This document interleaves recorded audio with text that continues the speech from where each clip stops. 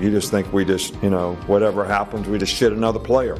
And everything's going to be perfect. All of our fans think that. You all think that. That's what you write about.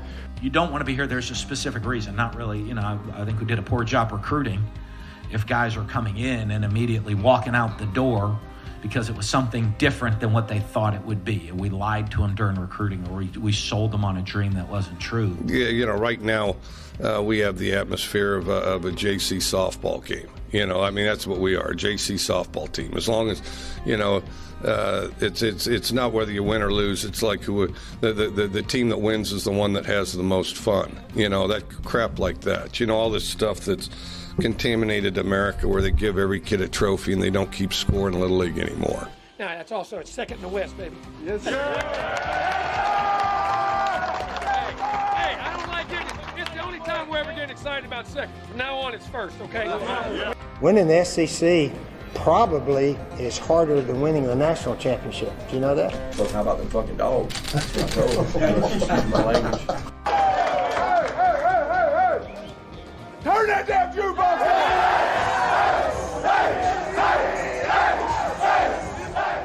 Hey, buddy, this beer's for you, Mike, and Cousin Shane. That SEC podcast loves the Pirate, and the Pirate loves that SEC podcast. Hail State. Welcome in the latest episode of that SEC podcast. I'm your host, Mike Bratton. I go by SEC Mike on Twitter. And I'm flying solo on this one. Cousin Shane probably hiking his ass down to McDonald's as we speak. And it's funny I should mention McDonald's. So we've got some wild recruiting allegations on this one. You've been following us on Twitter. That SEC podcast, of course. You would have seen these clips already. But, I wanted to start right here. Couldn't go another day without at least talking about this.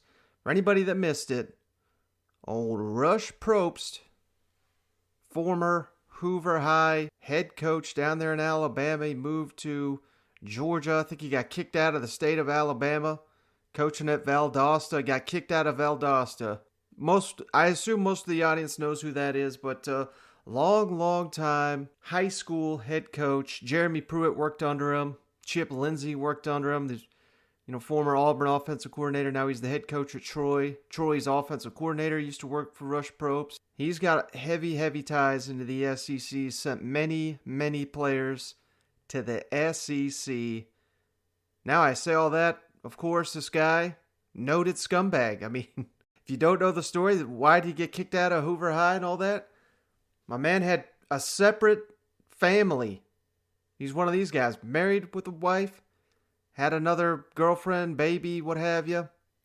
Huge scandal down there. If you don't know this guy, look him up. Like I said, he's not necessarily a good guy.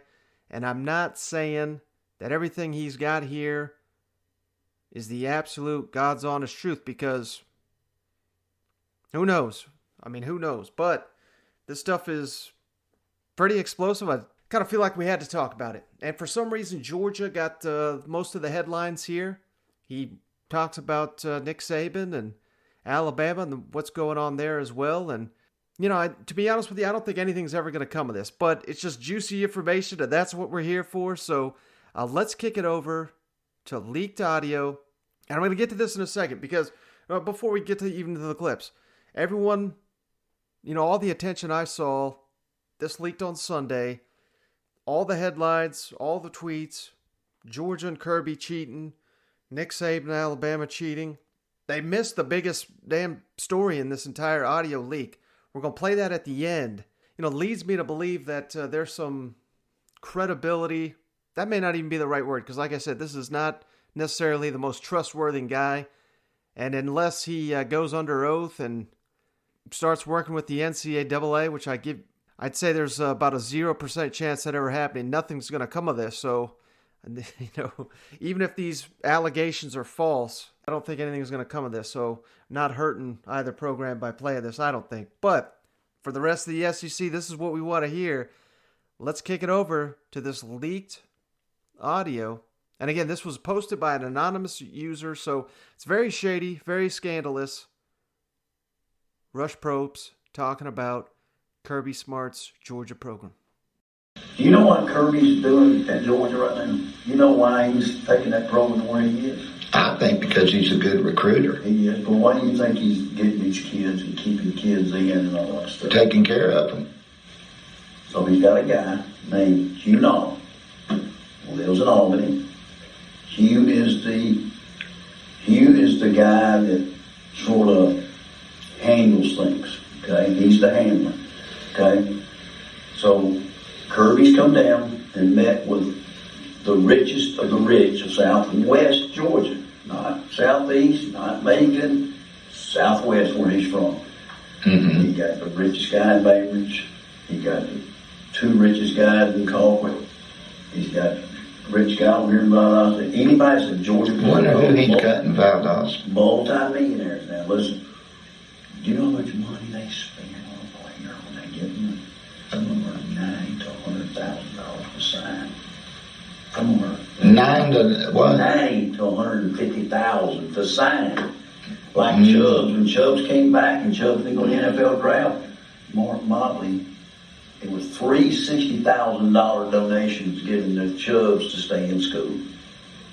It was $180,000 for him to have, for him to not go declare for the draft. Yeah. So, but that's what Kirby does. Well, who did he learn that from? You. Oh, shit, no. Nick Saban. I was going to say. All right, so I think that maybe the biggest accusation there comes with the Nick Chubb comments saying that Nick Chubb family. He keeps saying Nick Chubbs, and I've seen people call him out. He didn't even know the guy's name. It sounds to me like he's saying Chubbs, as in the family. It's pretty obvious that he's talking about the family, in my opinion. But Nick Chubb has responded. Not a guy that jumps out here, that says much, posts much. But here's what Nick Chubb said in all fairness, so I tend to believe Nick Chubb 10 out of 10 over Rush Propst. If I needed money, I would have went pro. Hashtag fake news. That's from Nick Chubb Monday evening. So there's probably not much to these Nick Chubb allegations from Rush Propst, but again, the guy didn't know he was being recorded. Trust me, we're going to get to the tail end of here. It's really going to prove it. If you don't know you're being recorded, this was apparently at some kind of touchdown club. He didn't sound like he was, messed up, liquored up, what have you. So, I don't know, maybe just running his mouth on things that he's got some knowledge of and others he's got no knowledge of. Maybe he's got no knowledge on any of this, but it's pretty interesting. Now, it didn't stop there. Like I said, a lot of his players have gone on to play for Nick Saban at Alabama. And Nick Saban and Rush have a good relationship given the Jeremy Pruitt ties.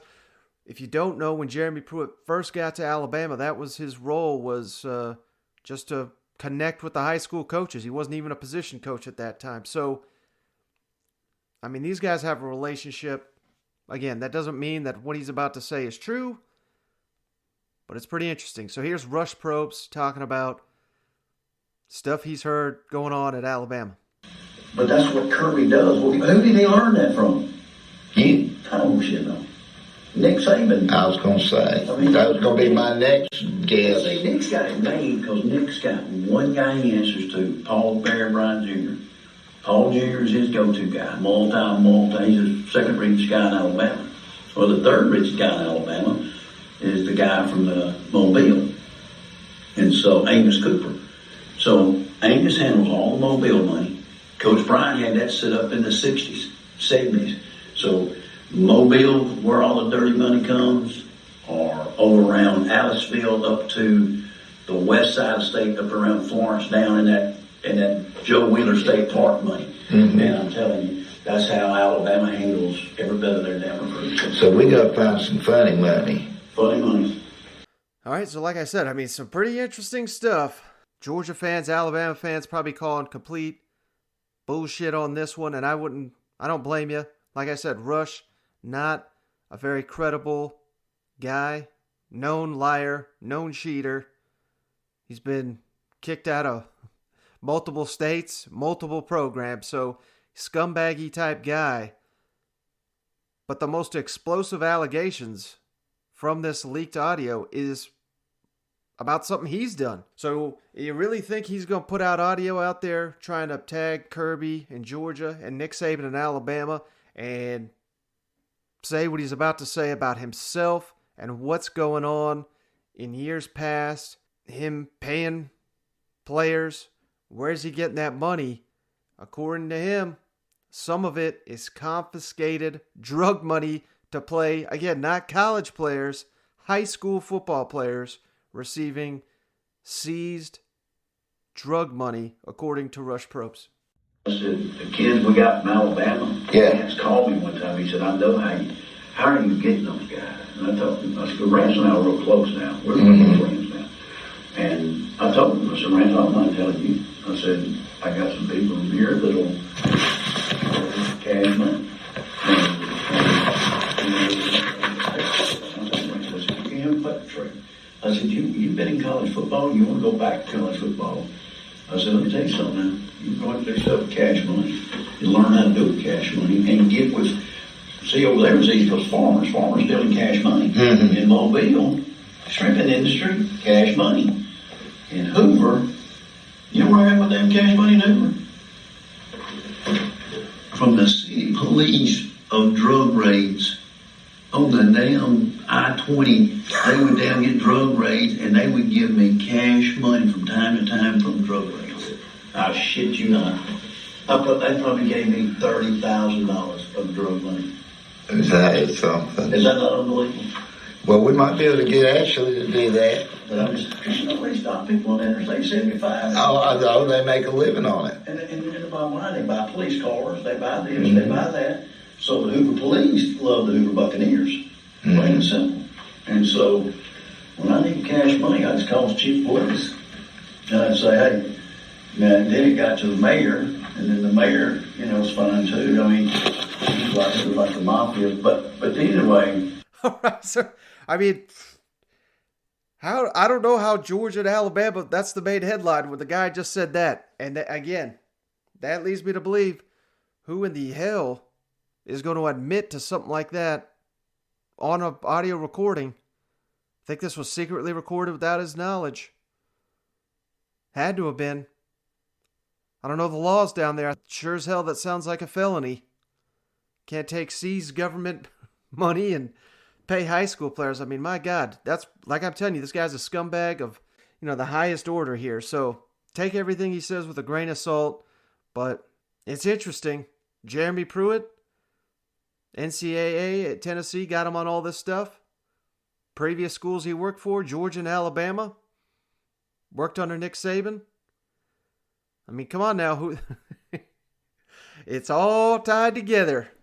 But hey, aside from some just wild allegations, we do got some SEC content to hit on. All right, I don't know how in the hell I'm going to transition from that story. Dan Mullen met with the media.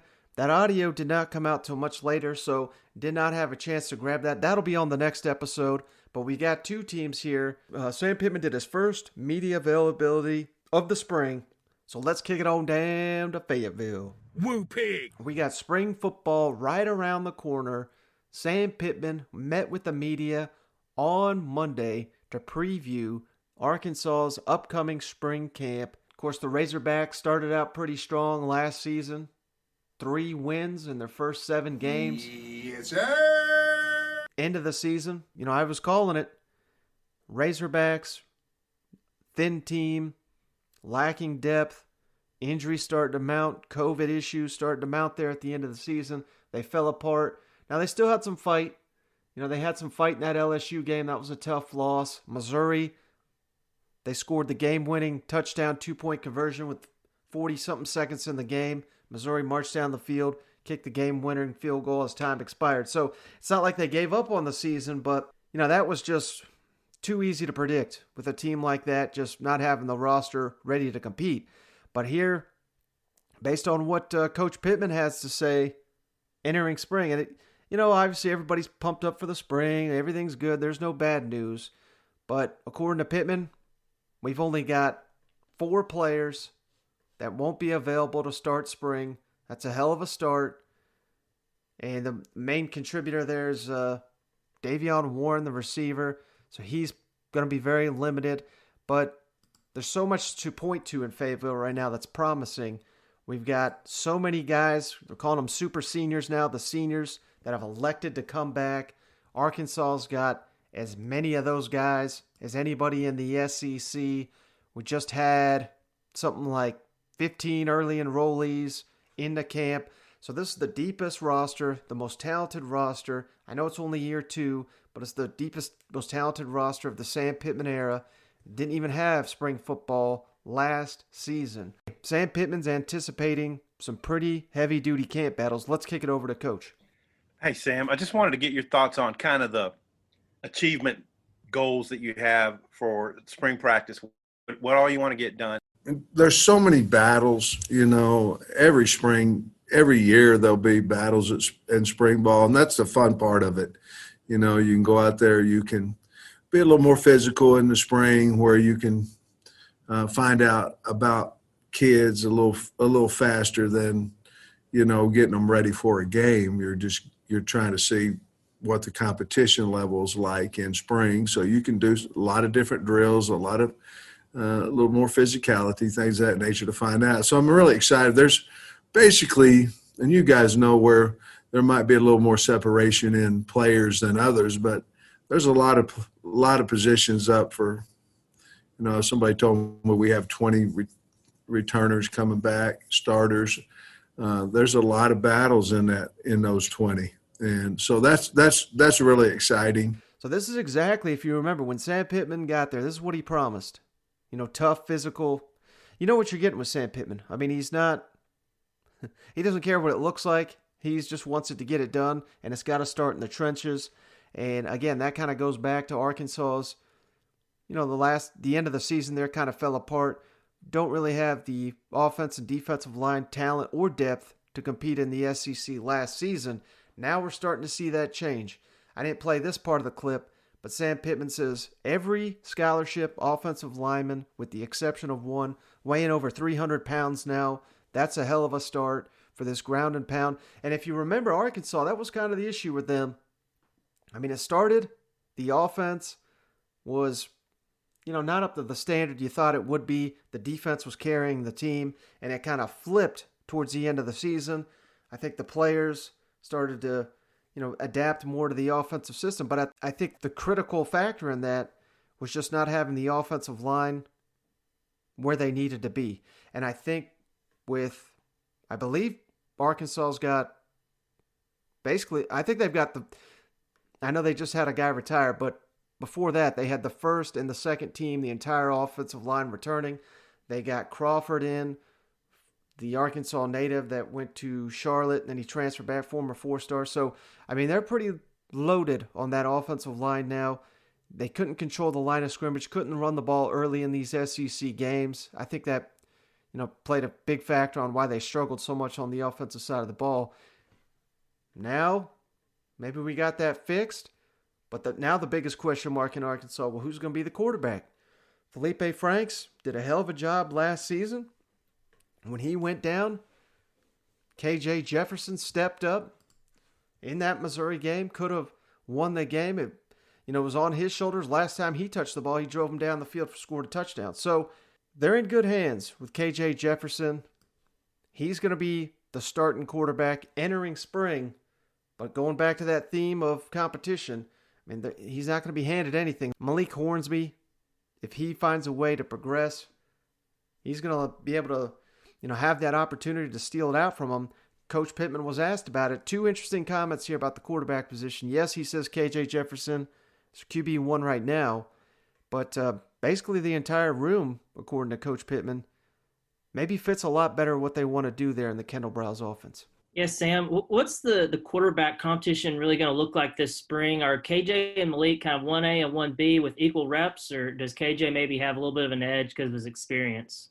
Well, we're going to 2-spot everything. In other words, we're going to have 2 fields going because we have numbers. And so Malik right now will be on the 2 field, and we're to start out, we're going to go 1s and freshmen, 2s and 3s, and he'll be down there getting as many reps and the same reps as what KJ would. But right now, KJ's our starter, and we certainly anticipate a really nice battle. And all that's going to do is make you better, and the kids understand it, and it'll make KJ better, it'll make Malik better, it'll make Coley, Renfro, whomever, John Stevens, it'll make everybody better. And as far as, when I envisioned Kendall's offense and watched it on tape before he was hired, I think whom we have at quarterback right now is probably tailored to his offense a little bit more even than what Felipe was, because Felipe was what I'm going to call a surprising runner. He ran better than what I thought he would. And these other guys are certainly capable of being a running back as well. So they all can throw or they wouldn't be here. But so I think it'll be more of maybe Kendall putting in everything in his offense that he can versus some of the things that he may not have had because of Felipe and our depth chart. It's a really interesting comment there, I thought, from Sam Pittman. Anytime you lose a senior quarterback, I'm not trying to downgrade Felipe. I'm not saying they've automatically upgraded over him. I mean, Jefferson and Hornsby clearly don't have the experience and certainly don't have the SEC experience. So, there could be a steep learning curve there, despite what we've seen KJ Jefferson do in limited action. But, maybe something to be said there for having a better fit. Maybe if we're looking at the Arkansas running backs, I know Traylon Smith, he had a hell of a season, but do they have a guy that you can give it to, kind of like a bell cow back? I don't know, but if you add in that running factor from the quarterback position, maybe you don't need it as much. So that's just something to think about. And maybe with Felipe Franks moving on to the NFL, maybe not as big of a drop-off as some would anticipate. And last thing, Ben, I just thought this was great because this reminded me of the Tennessee homer here. Basically, anytime I put him on the spot, he's terrified he's going to not know who I'm talking about, know a guy's name. Sam Pittman, Cousin Shane's spirit animal, in the same position this time last year. Check it out. Sam, going into year 2 for you personally, how much more of a comfort level is it to already have that year down and have all these players now that, are returning and know the system? Well, I know everybody on the team. That's a positive. You asked me a question. My biggest fear last year is you guys are going to ask me about somebody I have no clue who he was, But you were very kind and didn't do that. All right, so how great was that? Sam Pittman, never changed, man. That's why you're the best. Enchanted Care Learning Center is ready to welcome your child into the classroom with a curriculum that challenges and inspires students, a daily routine that helps them thrive, plenty of time to play with friends, and most important, enhanced safety measures to keep everybody safe. Preschool is possible at Enchanted Care. Contact us today to schedule an open house appointment on Saturday, March 20th, or schedule a virtual information session. Visit enchantedcare.com to find a preschool near you. All right, last thing here. Let's kick it on down to Rocky Top, where Tennessee's defensive staff met with the media for the first time this spring. And again, now that we've got this staff together, still got my questions about Tim Banks. I don't necessarily think that's going to be a great hire, but he didn't come out here and embarrass himself or anything. And I always say it doesn't even matter what in the hell they say during the press conference. It's much more important what they do on game day and in recruiting. So there's nothing really to be learned necessarily here. But given the fact that we don't know hardly anything, particularly about Tim Banks, outside of, I'm sure Penn State fans could tell you a thing or two, but they ain't. I don't talk to Penn State people. I'm just being honest. So what are we going to be running here at Tennessee? How long is the installation process going to take? That's, I thought, was the key questions and comments from Tim Banks from his Monday afternoon media availability. Let's kick it over to Tim Banks. I was wondering, what's your assessment of the level of talent that you step into here with this defense? And then also, I know you want to be multiple schematically, but do you see yourself more as a four-man front type of defense? Yeah, again, I think we're still in the, getting to know each other phase. Yeah, Blake, if that makes sense. So, we watched the tape. Obviously there's some talented young men out there, or else they wouldn't be at a place like Tennessee. But to what degree and what they can do moving forward, we got to continue to evaluate it. But I feel good. I feel like we'll have a chance to look these guys in the eye and have a strong plan that gets them in the best position to be successful. As far as the 4-3 or 3-4 and, all those type of things, once again, what do we have to work with? Again, as we continue to go through spring, we'll evaluate it, we'll make some decisions moving forward that obviously, puts the players in the best light, which in turn puts our defense in the best light. But right now, we're trying to continue to evaluate the talent level and see what these guys can obviously do and do well. How much of your scheme do you hope to install in the spring? Yeah, that's a good question. I think just the base, we're always going to put the base in first, and start from the ground up working this thing. As we start to get, more exotic, based on, the appetite that the kids have to be able to digest, some of the more, strenuous mentally things that may be within the package. We'll be able to look at that toward the end of spring would be my guess. But naturally, you want to start from A to B first and work your way to Z. So we want to get the base foundation in, see what these kids can do, see what kind of appetite they have, and then we'll move forward in terms of, putting them in some more what we would deem as exotics. All right, so I praised Josh Heupel for kind of saying something similar last week. You have to adapt to the talent you've got. You don't want to, try to stuff the round object into a square peg. You know what I mean? So Tim Banks, at least give him that. He's saying basically the same thing. We've got to find out what we've got in these players. I've not been here long enough. We need to go through camp, get a feel for where we're strengths and weaknesses of all our players. So I like that, but at the same time, not giving us much answers here, but I think he's honestly just being truthful here. Got to find out. They're probably going to find out they're pretty thin at linebacker, particularly if Crouch and Henry T don't return. So maybe we're looking at a 4-2-5, something like that. That might be in the future. But then again, I don't know if Tennessee's got the corners either. So I don't know. They're going to have to figure something out here, and Tim Banks is going to be in charge of it. Speaking of Crouch and Henry T, Tim Banks was asked about it. He said kind of what you'd expect him to, but based on his response, I wouldn't be holding my breath that these guys are going to be returning to Tennessee. Let's kick it over last time to Tim Banks. One, do you expect Henry Toto and Quavaris Crouch to play for your defense this year? And yeah, well, dealing with the first question, we don't have a timeline on those guys. They're not here obviously at this point. So, we're super excited about the guys that are here in this program that are working, but we'll figure that out as we go. But right now we're just concerned with the guys that are here. All right. So read into that what you will, but doesn't sound too optimistic that those guys are going to be returning. At least that's how I view it. But he wasn't the only one to speak.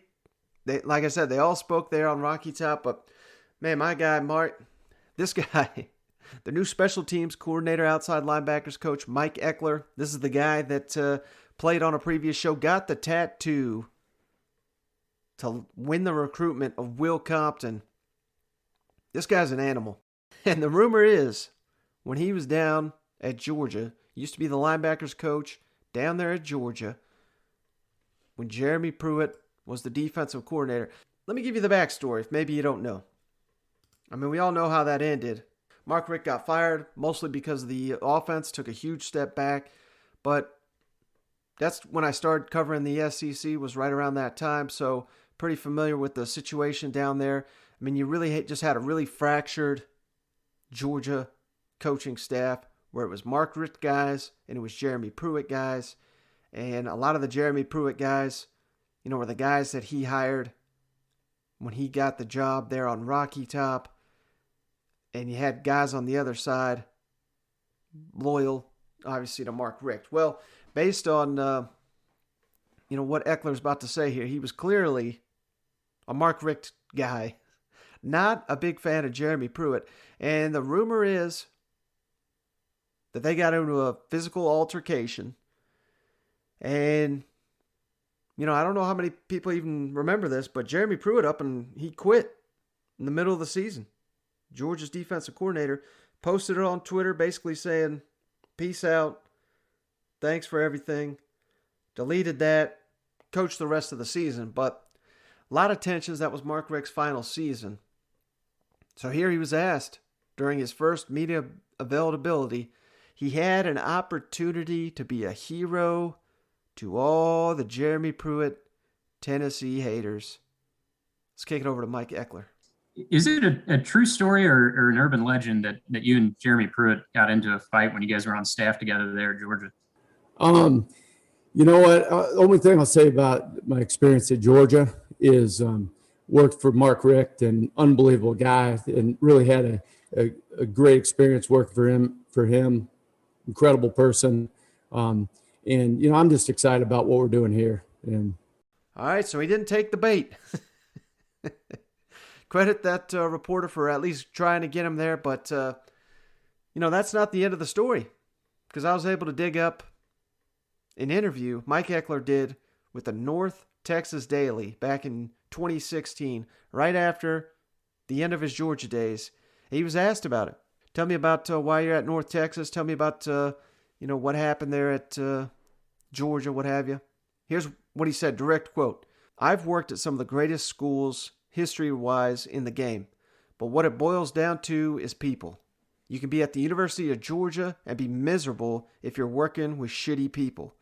I really enjoy my work environment and players here." And again, he's talking about North Texas during that time. So, hey, he's a big Mark Richt fan. Kind of, who he's talking about when he's talking about shitty people and being miserable, having to work with them.